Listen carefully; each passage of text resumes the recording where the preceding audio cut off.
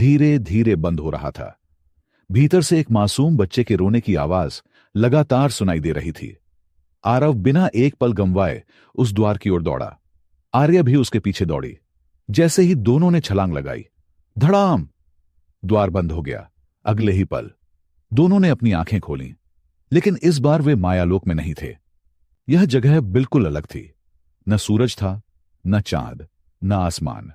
चारों ओर अनगिनत चमकते हुए तारे हवा में तैर रहे थे, मानो पूरा ब्रह्मांड अब भी जन्म लेने वाला हो। आर्या ने धीमे स्वर में कहा, यही है आरंभलोक, जहां समय की पहली सांस ली गई थी। अचानक उनके सामने सफेद वस्त्र पहने एक वृद्ध प्रकट हुए। उनकी लंबी दाढ़ी जमीन तक पहुंच रही थी और हाथ में एक प्राचीन दंड था। उन्होंने मुस्कुराकर कहा, स्वागत है गवाह नंबर 27 और आद्य संरक्षिका आर्या। आरव ने पूछा, आप कौन हैं? वृद्ध ने उत्तर दिया, मैं हूं स्मृति ऋषि। मैंने सृष्टि की पहली सुबह देखी है और उसका पहला विश्वासघात भी। इतना सुनते ही आरव चौंक गया। क्या आप जानते हैं कि वह बच्चा कौन है? स्मृति ऋषि ने दूर एक सुनहरी झील की ओर इशारा किया। झील के बीच एक कमल खिल रहा था। उस कमल पर वही रोता हुआ बच्चा लेटा था। लेकिन जैसे ही आरव उसके पास पहुंचा, बच्चे ने रोना बंद कर दिया। उसने धीरे धीरे अपनी आंखें खोलीं और आरव का दिल जोर से धड़कने लगा, क्योंकि उस बच्चे की आंखें बिल्कुल उसकी जैसी थीं। आर्या भी हैरान रह गई। भैया, यह बच्चा बिल्कुल तुम्हारी तरह दिखता है। तभी स्मृति ऋषि की आवाज गूंजी, क्योंकि यह कोई साधारण बच्चा नहीं है। यह आदि साक्षी है, पहला गवाह जिससे सभी गवाहों की शक्ति जन्मी। पूरा आरंभ लोक तेज प्रकाश से भर गया। उसी क्षण आकाश में एक गहरी दरार पड़ गई। उस दरार से काली ऊर्जा नीचे उतरने लगी। स्मृति ऋषि का चेहरा गंभीर हो गया। वे आ गए? आरव ने पूछा। कौन? अचानक हजारों काले सैनिक आसमान से उतरने लगे। उनके हाथों में काली तलवारें थीं। सबके कवच पर एक ही प्रतीक बना था। उनके बीच से एक विशाल योद्धा बाहर आया। उसने अपनी तलवार जमीन में गाड़ दी। पूरी धरती कांप उठी। वह गरज कर बोला, आदि साक्षी को हमारे हवाले कर दो। अगर यह बच्चा जीवित रहा तो निराकार कभी नहीं जीतेगा। आरव ने बिना देर किए बच्चे को अपनी बाहों में उठा लिया। उसने सत्य वज्र सामने तान दी। जब तक मैं जिंदा हूं, कोई इस बच्चे को छू भी नहीं सकता। योद्धा हंस पड़ा। तुम्हें लगता है कि तुम इसकी रक्षा कर रहे हो, लेकिन तुम्हें अभी तक यह भी नहीं पता कि यह बड़ा होकर कौन बनेगा। इतना कहते ही उसने अपना हेलमेट उतार दिया। आरव की आंखें फैल गईं, क्योंकि वह योद्धा कोई और नहीं, भविष्य का आरव था।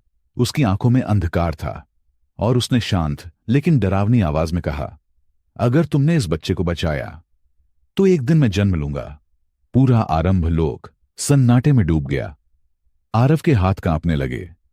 क्या यह बच्चा भविष्य के विनाश की जड़ है, या फिर यही पूरी सृष्टि की आखिरी उम्मीद है? पूरा आरंभ लोक सन्नाटे में डूब चुका था। आरव की बाहों में आदि साक्षी सुरक्षित था, लेकिन उसकी नजर सामने खड़े उस रहस्यमयी योद्धा पर टिकी थी। वह चेहरा, वह आवाज, सब कुछ उसी जैसा था। सिर्फ उसकी आंखों में सुनहरी रोशनी की जगह अथाह अंधकार था। आरव ने कांपती आवाज में पूछा, तुम कौन हो? वह मुस्कुराया, मैं वह आरव हूं जो उस दिन जन्म लेगा, जिस दिन तुम अपने सबसे बड़े सिद्धांत से समझौता करोगे। दीदी, आर्या आगे बढ़ी। यह झूठ बोल रहा है भैया।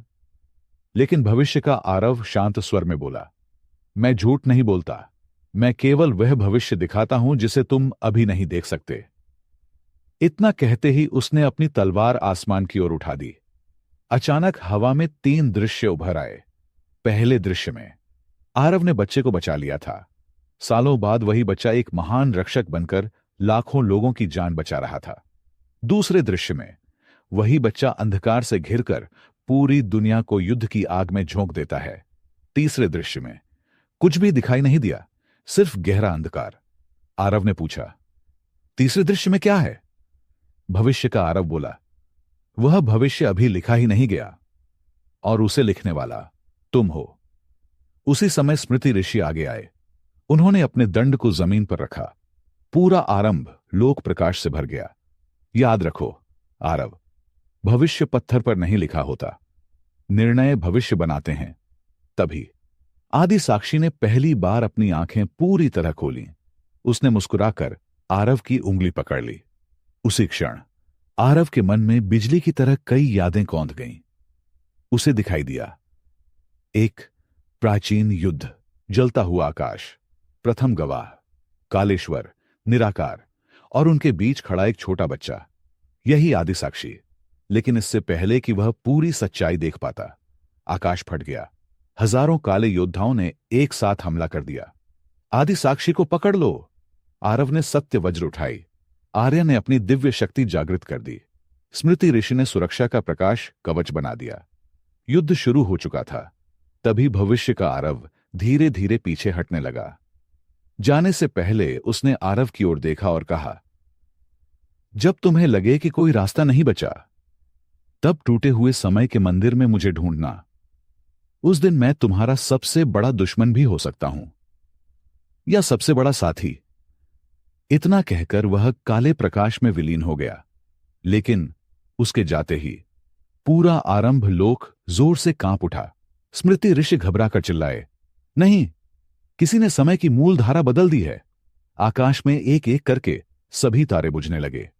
आदि साक्षी जोर जोर से रोने लगा और उसके माथे पर अचानक एक नया चिन्ह उभर आया, गवाह नंबर 0। आरव और आर्या स्तब्ध रह गए। क्या गवाहों की कहानी एक से नहीं, बल्कि 0 से शुरू हुई थी। आकाश के सभी तारे एक एक करके बुझ चुके थे। पूरा आरंभ लोक गहरे अंधकार में डूब गया। सिर्फ एक रोशनी बची थी। वह थी आदि साक्षी के माथे पर चमकता हुआ चिन्ह 0।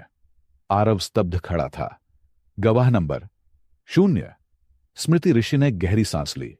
उनकी आंखों में हजारों वर्षों का दर्द दिखाई दे रहा था। हां आरव, आज तक तुम्हें अधूरी कहानी सुनाई गई थी।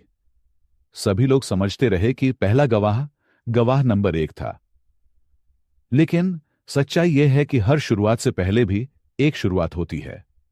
आर्या ने आश्चर्य से पूछा, तो गवाह नंबर 0 कौन है? स्मृति ऋषि ने बच्चे की ओर देखा। यही आदि साक्षी, गवाह नंबर 0। जैसे ही ये शब्द गूंजे, आदि साक्षी की आंखों से सुनहरी किरणें निकलने लगीं। पूरा आरंभ लोक फिर से प्रकाश से भर गया। अचानक हवा में एक विशाल वृत्त उभर आया। उस वृत्त में सृष्टि का पहला दिन दिखाई देने लगा। न पृथ्वी थी, न आकाश, न समय, सिर्फ 2 शक्तियां थीं, प्रकाश और 0। दोनों में कोई युद्ध नहीं था। दोनों एक दूसरे के बिना अधूरे थे। तभी उन दोनों के मिलन से एक छोटी सी प्रकाश ज्योति जन्मी। वही ज्योति धीरे धीरे एक शिशु में बदल गई। स्मृति ऋषि की आवाज गूंजी, यही पहला साक्षी था। इसी ने पहली बार प्रकाश और अंधकार दोनों को देखा, इसलिए इसे गवाह नंबर 0 कहा गया। आरव ध्यान से वह दृश्य देख रहा था। तभी दृश्य अचानक बदल गया। कुछ दिव्य योद्धा उस बच्चे को लेकर भाग रहे थे। उनके पीछे एक रहस्यमयी सेना थी और उस सेना का नेतृत्व प्रथम गवाह कर रहा था। आरव हैरान रह गया। लेकिन उस समय तो प्रथम गवाह का जन्म भी नहीं हुआ था। स्मृति ऋषि ने गंभीर स्वर में कहा, यही सबसे बड़ा रहस्य है। प्रथम गवाह समय के नियम तोड़ चुका था। वह भविष्य से अतीत में आया था। यह सुनकर आरव के पैरों तले जमीन खिसक गई। अब उसे समझ आने लगा कि भविष्य का आरव क्यों मिला था। समय एक सीधी रेखा नहीं, एक चक्र था। उसी क्षण पूरा आरंभ लोक भयंकर कंपन से हिल उठा। आकाश में एक विशाल दरार पड़ गई। उस दरार से लाखों काले हाथ बाहर आने लगे। वे सीधे गवाह नंबर 0 की ओर बढ़ रहे थे। आर्या ने तुरंत अपनी शक्ति से सुरक्षा कवच बनाया। आरव ने सत्य वज्र उठा ली। लेकिन तभी गवाह नंबर 0 मुस्कुराया। पहली बार उसने स्पष्ट शब्दों में कहा, मत लड़ो। सभी चौंक गए। इतने छोटे बच्चे की आवाज पूरे ब्रह्मांड में गूंज उठी। उसने आरव की ओर देखकर कहा, तुम जिस युद्ध को रोकना चाहते हो वह अभी शुरू ही नहीं हुआ है। आरव ने पूछा, तो असली युद्ध कब शुरू होगा? बच्चे ने अपनी छोटी सी उंगली आगे की ओर उठाई। आरव ने मुड़कर देखा। आरंभ लोक के बीचों बीच एक नया महल प्रकट हो रहा था। वह किसी भी महल जैसा नहीं था। उसकी दीवारें समय से बनी थीं, उसकी छत तारों से बनी थी और उसके मुख्य द्वार पर एक नाम लिखा था, काल ग्रंथालय। स्मृति ऋषि के चेहरे का रंग उड़ गया। उन्होंने कांपती आवाज में कहा, नहीं, अगर काल ग्रंथालय खुल गया तो कोई भी अपने अतीत को बदल सकेगा। उसी समय महल का द्वार अपने आप खुल गया। भीतर से एक रहस्यमयी व्यक्ति बाहर निकला। उसके हाथ में एक प्राचीन पुस्तक थी। उसने मुस्कुराकर कहा, मैं हूं काल लेखक, और आज से तुम्हारी कहानी मैं लिखूंगा। उसने पुस्तक खोली। आरव ने देखा, उस पुस्तक के पहले पन्ने पर पहले से ही उसका नाम लिखा हुआ था और आखिरी पन्ने पर एक ही शब्द लिखा था, मृत्यु। आरव के चेहरे का रंग उड़ गया। क्या उसकी किस्मत पहले से लिखी जा चुकी है, या वह पहली बार उस लिखी हुई तकदीर को बदल पाएगा? काल ग्रंथालय का विशाल द्वार पूरी तरह खुल चुका था। हजारों प्राचीन पुस्तकें हवा में तैर रही थीं। हर पुस्तक किसी न किसी जीवन की कहानी थी। कुछ में राजाओं का इतिहास लिखा था, कुछ में आने वाले भविष्य की घटनाएं, और कुछ ऐसी थीं जिनके पन्ने अब भी खाली थे। महल के बीचों बीच खड़ा था काल लेखक। उसकी आंखों में अनगिनत युगों का ज्ञान था। उसके हाथ में वही रहस्यमयी पुस्तक थी जिसके अंतिम पन्ने पर आरव की मृत्यु लिखी थी। आरव ने तलवार उठाकर कहा, मेरी किस्मत कोई और नहीं लिखेगा। काल लेखक मुस्कुराया, अगर ऐसा होता तो तुम यहां तक पहुंच ही नहीं पाते। उसने पुस्तक का पहला पन्ना खोला। अचानक पूरा ग्रंथालय प्रकाश से भर गया। आरव के सामने उसका बचपन जीवित हो उठा। वह खुद को 5 साल की उम्र में देख रहा था। उसकी मां मुस्कुरा रही थी। उसके पिता उसे कंधों पर घुमा रहे थे। आर्या उसके साथ खेल रही थी।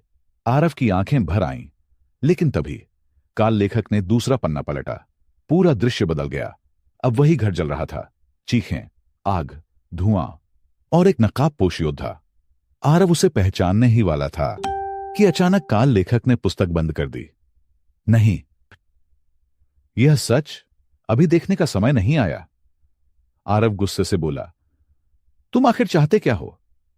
काल लेखक ने गंभीर स्वर में कहा, मैं चाहता हूं कि तुम समझो, कहानी और नियति में फर्क होता है। इतना कहते ही उसने हाथ घुमाया। हवा में 3 किताबें प्रकट हुईं। पहली पर लिखा था अतीत, दूसरी पर वर्तमान और तीसरी पर भविष्य। काल लेखक बोला, हर गवाह को इन तीनों में से सिर्फ एक पुस्तक पढ़ने की अनुमति मिलती है, लेकिन तुम गवाह नंबर 27 हो। इसलिए तुम्हें एक ऐसा अवसर दिया जा रहा है जो किसी और को कभी नहीं मिला। आरव ने पूछा, कौन सा अवसर? काल लेखक मुस्कुराया, तुम इनमें से किसी भी पुस्तक का केवल एक पन्ना बदल सकते हो। पूरा ग्रंथालय शांत हो गया। आर्या चौंक कर बोली, भैया, सोचकर फैसला करना। एक बदला हुआ पन्ना पूरे ब्रह्मांड का इतिहास बदल सकता है। उसी क्षण ग्रंथालय की दीवारों में दरारें पड़ने लगीं। किताबें अपने आप गिरने लगीं।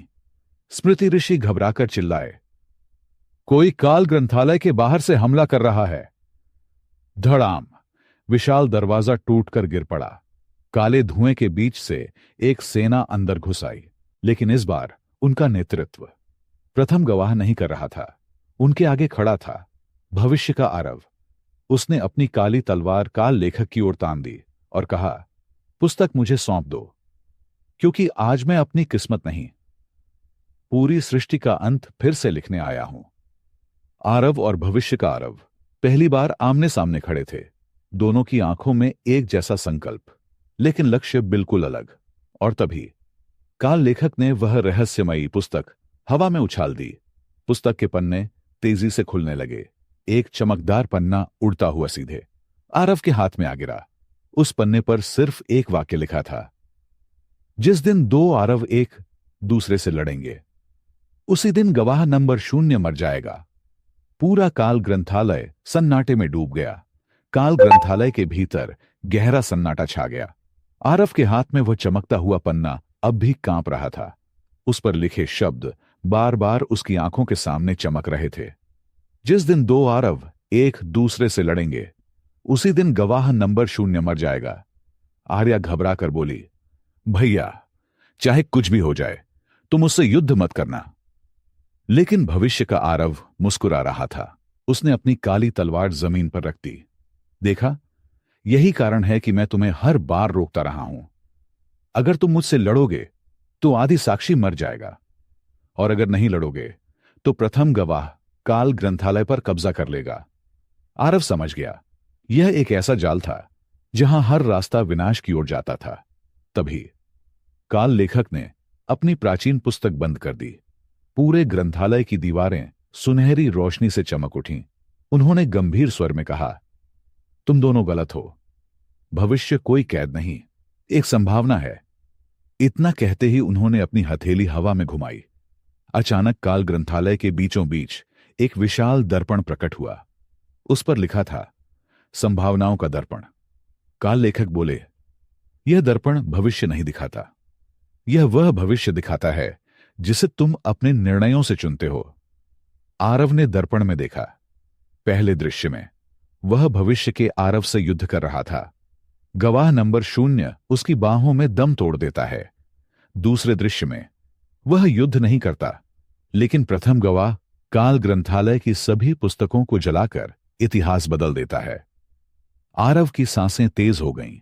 तो दोनों रास्तों में हार ही है? काल लेखक मुस्कुराए, नहीं, तुम्हें वही गलती दिखाई दे रही है जो हर गवाह करता है।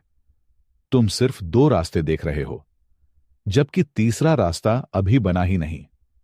उसी क्षण आदि साक्षी ने अपनी छोटी सी हथेली आरव के हाथ पर रखी।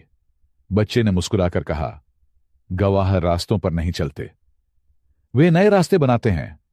इतना कहते ही पूरा ग्रंथालय जोर से कांप उठा। धड़ा नाम, दीवारें टूटने लगीं। हजारों पुस्तकें हवा में बिखर गईं। काले धुएं के बीच से प्रथम गवाह स्वयं अंदर आ गया। इस बार उसके हाथ में एक विशाल काला राजदंड था। उसकी आंखों में पहले से कहीं अधिक शक्ति थी।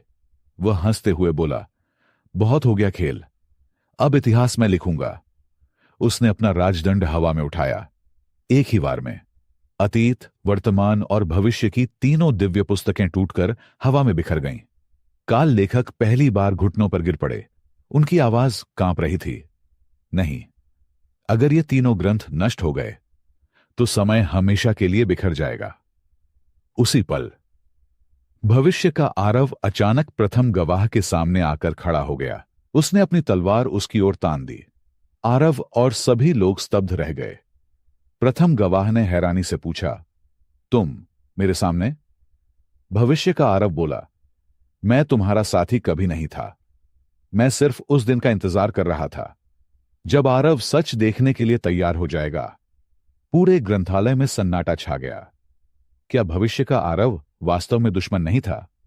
और तभी काल ग्रंथालय की सबसे ऊपरी मंजिल से एक बंद दरवाजा अपने आप खुल गया। उस पर सुनहरे अक्षरों में लिखा था, निषिद्ध अध्याय। काल लेखक ने भयभीत होकर कहा, नहीं, वह अध्याय कभी नहीं खुलना चाहिए था, क्योंकि उसमें उस व्यक्ति का नाम लिखा है जो पूरी सृष्टि का अंत करेगा। उसी क्षण उस निषिद्ध पुस्तक का पहला पन्ना अपने आप खुल गया और उस पर जो नाम लिखा था उसे देखकर आरव, आर्या, कालेश्वर, अनंत और प्रथम गवाह सभी के चेहरे का रंग उड़ गया। पूरा काल ग्रंथालय कांप रहा था। हवा में उड़ती लाखों पुस्तकों के बीच निषिद्ध अध्याय अपने आप खुल चुका था। हर किसी की नजर उसी एक पन्ने पर टिकी थी। आरव ने कांपते हाथों से उस पुस्तक को उठाया। उसके पहले पन्ने पर सुनहरे अक्षरों में सिर्फ एक नाम लिखा था, काल लेखक। पूरे ग्रंथालय में सन्नाटा छा गया।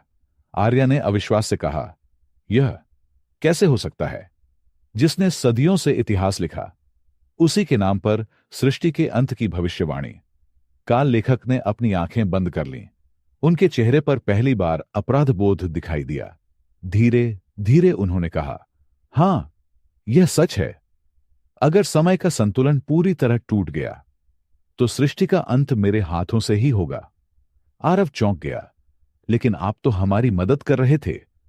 काल लेखक ने उत्तर दिया, मैं तुम्हारी मदद नहीं, अपनी सबसे बड़ी गलती को सुधारने की कोशिश कर रहा हूं। इतना कहते ही उन्होंने अपना प्राचीन दंड जमीन पर रखा। पूरे ग्रंथालय में एक प्रकाश चक्र फैल गया। उस प्रकाश में हजारों वर्ष पुरानी घटना दिखाई देने लगी। सृष्टि की शुरुआत, आदि न्यायाधीश, शून्य रानी, निराकार, और उनके बीच खड़े थे युवा काल लेखक। उस समय उनके पास एक खाली पुस्तक थी। आदि न्यायाधीश ने उनसे कहा, इस पुस्तक में केवल वही लिखना जो समय स्वयं चुनता है, अपनी इच्छा कभी मत लिखना। लेकिन एक दिन काल लेखक ने नियम तोड़ दिया। उन्होंने एक मासूम बच्चे की मृत्यु रोकने के लिए उसकी नियति बदल दी। बच्चा बच गया, लेकिन उसी क्षण समय की धारा दो हिस्सों में बंट गई। एक धारा से जन्म हुआ भविष्य का आरव, दूसरी धारा से जन्म हुआ प्रथम गवाह का विद्रोह। दृश्य समाप्त हो गया। पूरा ग्रंथालय शांत था। आरव अब समझ चुका था कि हर घटना की जड़ एक छोटी सी बदली हुई नियति थी। तभी भविष्य का आरव आगे आया। उसने काल लेखक की ओर देखा। आपने गलती की थी, लेकिन उसे सुधारने का अधिकार अभी भी आपके पास है। प्रथम गवाह क्रोध से गरज उठा, बहुत हो गया, आज यह ग्रंथालय हमेशा के लिए समाप्त होगा। उसने अपना काला राजदंड उठाया और निषिद्ध अध्याय पर वार कर दिया।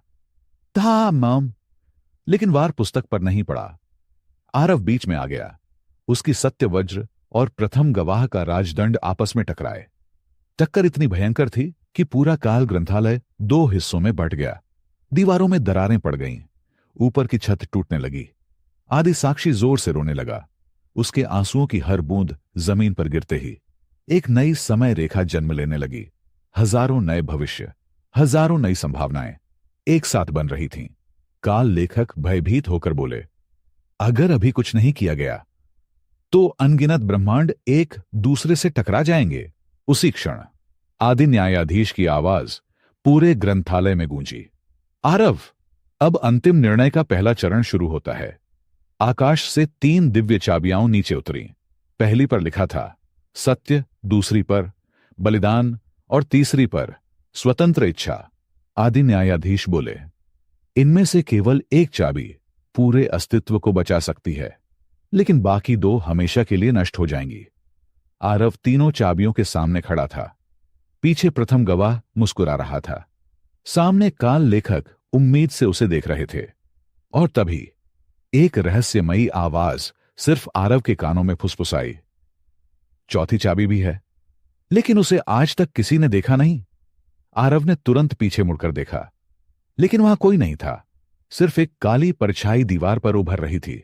उस परछाई का आकार बिल्कुल आरव जैसा था। एपिसोड 17 में